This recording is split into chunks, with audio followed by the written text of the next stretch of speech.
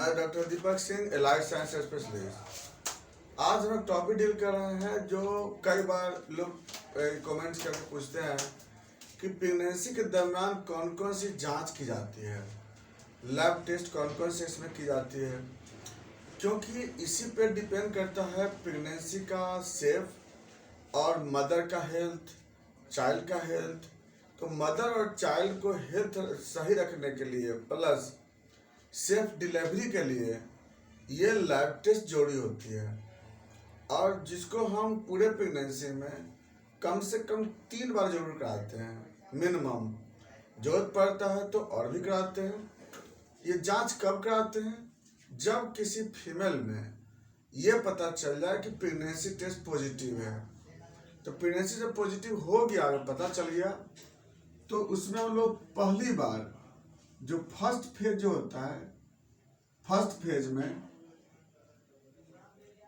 जो कि 6 वीक से लेकर और 8 वीक में कराते हैं, 6 वीक से लेकर के 8 वीक में, ये पहली बार ये हम लोग को जरूरी होता है।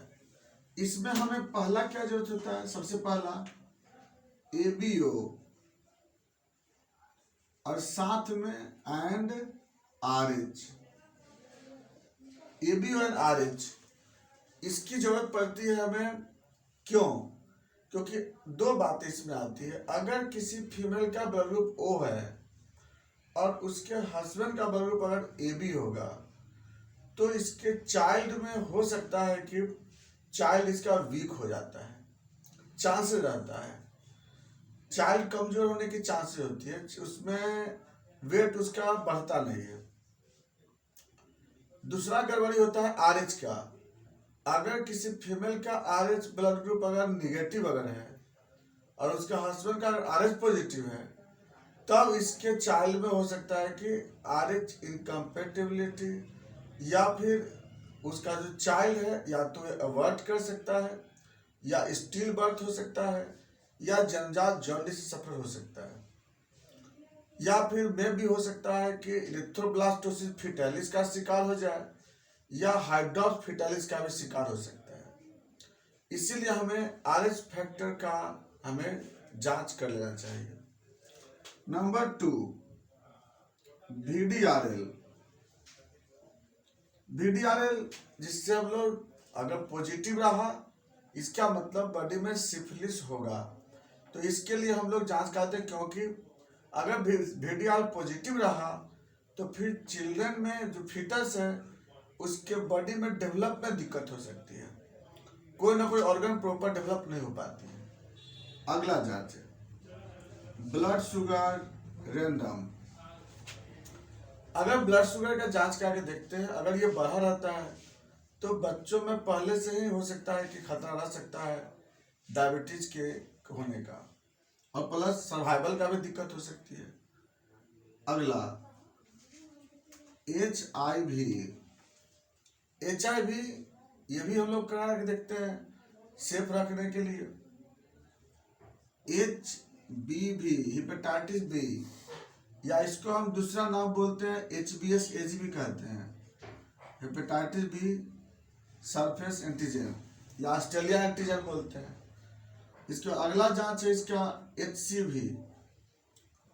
इसके बाद नेक्स्ट है HB परसेंटेज, हीमोग्लोबिन का जांच करके देखते हैं अगर एनीमिक होगी, क्योंकि ये सब तो इन्फेक्शन का जांच होता है ना, वायरस इन्फेक्शन का।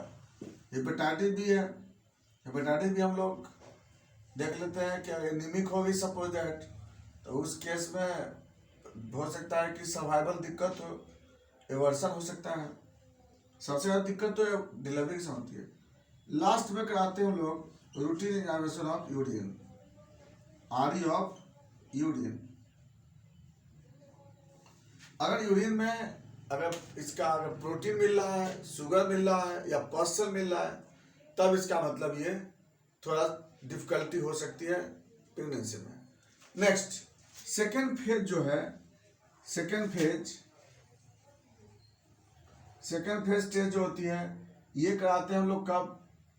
18 से लेकर के और 22 वीक में कराते हैं। 18 से 22 वीक में क्या चीज की जरूरत पड़ती है? सबसे पहला HB परसेंटेज कराते हैं, दूसरा ब्लड शुगर रैंडम कराते हैं, तीसरा TSH कराते हैं, उसके बाद TSH अब क्यों? क्योंकि इसमें हाइपोथायराइड की खतरा ज़्यादा होती है, इसलिए हम लोग TSH करा के देख लेते हैं। ब्लड शुगर इसलिए कि इसी समय जेस्टेशनल डायबिटीज़ की खतरा होती है। एनीमिया और प्रेगनेंसी, इसको जांच के लिए हीमोग्लोबिन करा लेते हैं। इसके बाद इसी समय SGPT करा लेते हैं, लीवर के फंक्शन को जानने के लिए हम लोग SGPT करा लेते हैं। और एक बात और भी करा लेते हैं, सीरम बिलिरुबिन का टेस्ट कराते हैं, सीरम बिलिरुबिन। ये जॉन्डिस को जानने के लिए हम करा लेते हैं। ये हुआ मेरा 2 फेज हुआ। तीसरा फेज टेस्ट जो होता है, थर्ड फेज टेस्ट, ये जो होता है थर्ड फेज, ये कराते हैं हम लोग का 32 वीक से लेकर के और 34 वीक में करा लेते हैं। इसमें क्या कराते हैं? HB percentage, blood sugar random, alkaline phosphatase कराते हैं, अल्कलाइन फॉस्फेटेज है ना। 3 टेस्ट कराते हैं। अगर जरूरत पड़ता है, सपोज दैट कि फीवर उवर अगर लग रहा हो माइट बाय द वे, तो उस कंडीशन में लोग यूरिन कल्चर कराते हैं, यूरिन CS कराते हैं। यही है मेरा लैब डायग्नोसिस ड्यूरिंग प्रेगनेंसी, और इसी से हम लोग पता लगा लेते हैं पेशेंट का, और इससे हम लोग सेफ रखने के लिए हम लोग ये जांच कर लेते हैं। यही था मेरा लैब डायग्नोसिस ड्यूरिंग प्रेगनेंसी।